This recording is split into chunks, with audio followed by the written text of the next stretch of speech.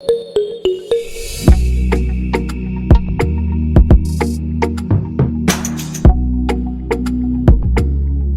the Rs 7500 taken at 8% compound interest is to be repaid in equal annual installment of 3 years, find the approximate annual installment. जैसे यहाँ पे जो rate of interest क्या given है बच्चों, वो given है 8%. तो 8% का मतलब क्या होगा? 8% का मतलब है सिंपली 2 इंटू 4%. तो आप सिंपली लिख सकते हो 2/25. ये क्लियर है? इट मीन्स अगर प्रिंसिपल 25 रुपीज था तो 1 साल के बाद आप कितना लौटाओगे? 27 रुपीज. ये क्लियर है? अगर प्रिंसिपल 625 है, 25 का स्क्वायर किया मैंने, तो आप प्रिंसिपल कितना लौटाओगे?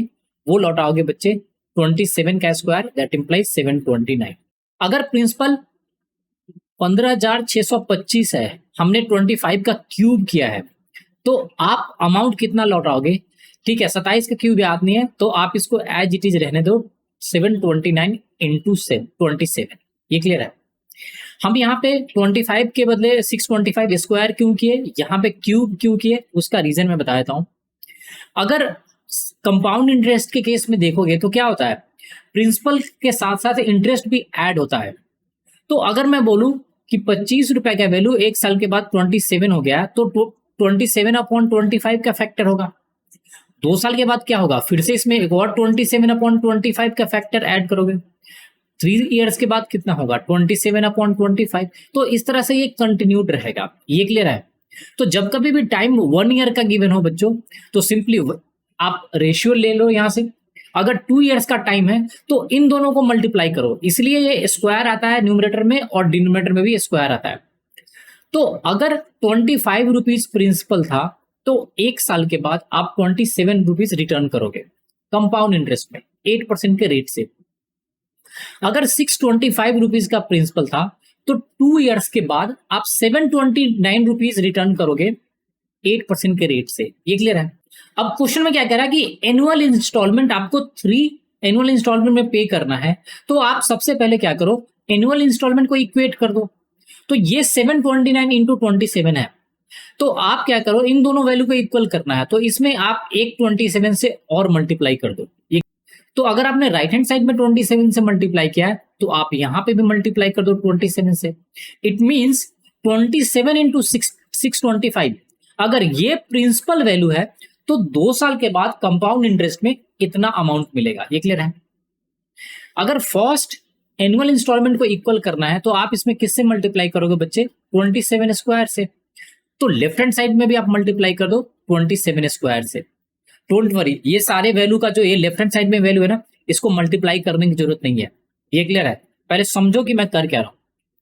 तो राइट हैंड साइड में बच्चों आपको मिल गया कि सारा इंस्टॉलमेंट किसके इक्वल है? 27 का क्यूब, 27 का क्यूब और 27 का क्यूब. ये क्लियर है? तो बच्चों ये मिला आपको 3 एनुअल इंस्टॉलमेंट. अगर ये 3 एनुअल इंस्टॉलमेंट है तो प्रिंसिपल कितना है, जो लेफ्ट हैंड साइड में वैल्यू है उसका सम. ये क्लियर है? तो इसको सम करना डिफिकल्ट नहीं है. उसको कैसे करोगे आप, वो मैं बताता हूं. सिंपली आप लिखो 27 स्क्वायर इंटू 25. ये फर्स्ट वाला वैल्यू था. नेक्स्ट वैल्यू क्या था बच्चों? 27 इंटू 625 है. और लास्ट वैल्यू क्या था? ये है बच्चों 25 का क्यूब. तो इसको लिख सकते हो 25 स्क्वायर इंटू 25. ये क्लियर है? और राइट हैंड साइड में ये एनुअल इंस्टॉलमेंट क्या आ रहा है आपका? 27 का क्यूब एनुअल इंस्टॉलमेंट आ रहा है. तो टोटल लेफ्ट हैंड साइड में वैल्यू है, ये क्या होगा? ये तो प्रिंसिपल अमाउंट होगा. और इसको पे करने के लिए 27 टू द पावर क्यूब का कितना इंस्टॉलमेंट चाहिए? वो 3 इंस्टॉलमेंट पे करना है आपको, तब जाकर ये वैल्यू आप लोन का पूरा कर दोगे. अब यहां पे क्या करो, 25 कॉमन ले लो. तो फर्स्ट वाला वैल्यू क्या बच जाएगा? सिंपली 729. यहां पे वैल्यू बचेगा बच्चों 27 इंटू 25. तो 25 इंटू 25 625 होता है. तो इसमें से 2 और बच गया तो 50 और ऐड कर दोगे तो ये बचेगा 675. एंड लास्ट वाला वैल्यू क्या होगा बच्चों? ये हो जाएगा 625. और राइट हैंड साइड में इस वैल्यू को एज इट इज रहने दो 27 का क्यूब. ये क्लियर है? तो टोटल लेफ्ट हैंड साइड में वैल्यू आया 25. इन दोनों को ऐड करना डिफिकल्ट नहीं है. 675 और 625, ये कितना हो जाएगा बच्चों, ये हो जाएगा 1300, और इसको ऐड करोगे तो ये वैल्यू मिलेगा 2029, और इसका वैल्यू आएगा राइट हैंड साइड में 27/Q। इसका मतलब है कि अगर ये प्रिंसिपल वैल्यू है और 3 साल के बाद कंपाउंड इंटरेस्ट में इस लोन को पूरा करना है, तो आपको ये वाला इंस्टॉलमेंट पे करना है 3 बार। ये क्लियर है? अब आप क्वेश्चन क्या, ये अमाउंट तो आपने लोन लिया नहीं था, आपने तो लोन लिया है 7500। अगर 25 इंटू 2029 का लोन होता बच्चों, तो आप ईएमआई कितना पे करते, 27 का क्यूब। ये क्लियर है? तो अगर 1 रुपीज का लोन होता तो आप कितना ईएमआई पे करते, 27 का क्यूब डिवाइडेड बाई 25 इंटू 2029। तो लोन आपका कितना था, 7500 का। तो 7500 के लोन पे आप कितना अमाउंट पे करोगे, 27 का क्यूब 25 इंटू 2029 इंटू क्या हो जाएगा, 7500। 25 से स्ट्रेट फॉरवर्ड एक डिविजिबल है 300 टाइम्स। ये क्लियर है बच्चों? अगर मुझे कैलकुलेशन आसान बनाना है तो इसको मैं क्या करता हूं, 2030 ले लेता हूं बच्चों। तो उससे क्या होगा, हमारा एक 0 से 0 कैंसिल आउट हो जाएगा, हमें अप्रोक्सीमेट वैल्यू चाहिए।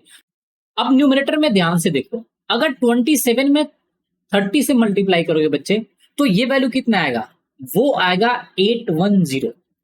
तो आपको जो अल्टीमेट वैल्यू मिलेगा वो मिलेगा 27 इंटू 27, तो ये तो 729 एज इट इज था, इसको रहने दो।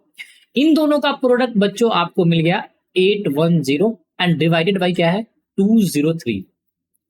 203 में 4 से मल्टीप्लाई करोगे तो ये आएगा 812। तो उससे 810 तो 2 ही कम है, तो अप्रोक्सीमेटली ये 4 टाइम्स डिवाइड हो जाएगा। और आपने यहाँ पे 2029 के बदले 2030 लिया था, तो थोड़ा तो वैल्यू आपने भी बढ़ा दिया था, इंक्रीज कर दिया था। तो जो आपका एनुअल इंस्टॉलमेंट आएगा वो रफली आ जाएगा बच्चों 729 इंटू 4।